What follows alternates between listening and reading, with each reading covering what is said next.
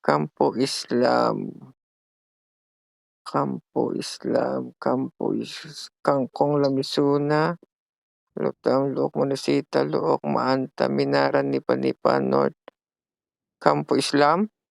Oo, Campo Islam. Anong spelling nun? C-A-C-A-M-P-O. CA. Oo, C-A. Akala ko akala ko K. Campo Islam, okay. Oo. Okay na yan. Next. Ayun, okay na. Akin. Yung ticket mo. Anong airlines ka? Ewan ko yan, yung ticket na, naguluhan nga ako sa ticket ko yan, kung ano yan. Bakit Arabic?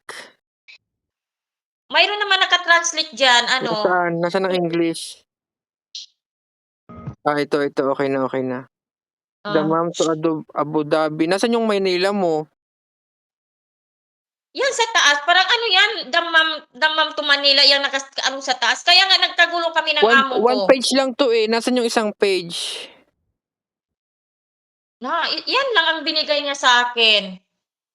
Ayun lang, hindi ko talaga pinahihirapan mo ko.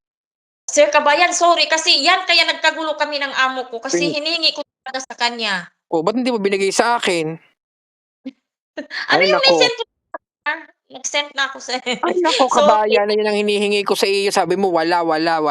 Ay, nako, kabayan talaga. Oo. Nag-review ako sa sa WhatsApp ni Madam.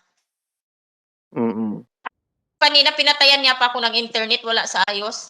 Bukas ang alis mo, ano? Oo, bukas. Anong bukas? 30. 40. Wait lang.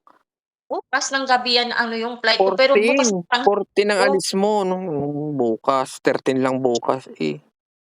Sir Kabayan, bukas nga. 14 yung dating ko sa Maynila.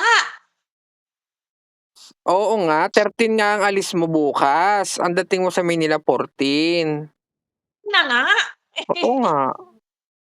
Sir Kabayan, ano ka ba? Idol pa kita eh. Pinahirapan mo ko. Oo. Wait lang po ha. Sige po. Alam mo na yung oras mo? Ano yan? 10 no, ng gabi? Wait lang. Tatapusin muna natin isa-isa lang mahinang kalaban. Opo. Pero Opo. tanghali pahatid sa amo ko doon. Opo. Tapos nagproblema pa ako sa luggage ko yan. I-check mo sa akin Kabayan ha mamaya. Parang 7 kilo. Paano na itong mga damit ko? Ano lang yun, hand carry lang yun. Yung 7 kilo, Kabayan. Hindi naman kasi ito yung ticket mo. Dapat yung ticket na sinesend ko lagi, yung ganun dapat ang pinapakita sa'yo, hindi ganito. Bukas na yung travel ko, yung passport ko, hawak nila pa, saka plane ticket ko, wala pa dito sa akin. Binigay sa akin itong exit visa ko lang, hawak ko. Ang binigay niya sa'yo, yung boarding pass, oh. Kaya nga, wala pa dito. May boarding pass ka na eh. That's mahal. Yan, nilagay ko lang yung next. Yes.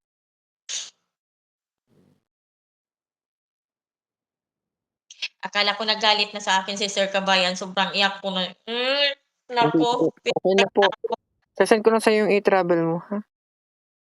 Sige po. Okay.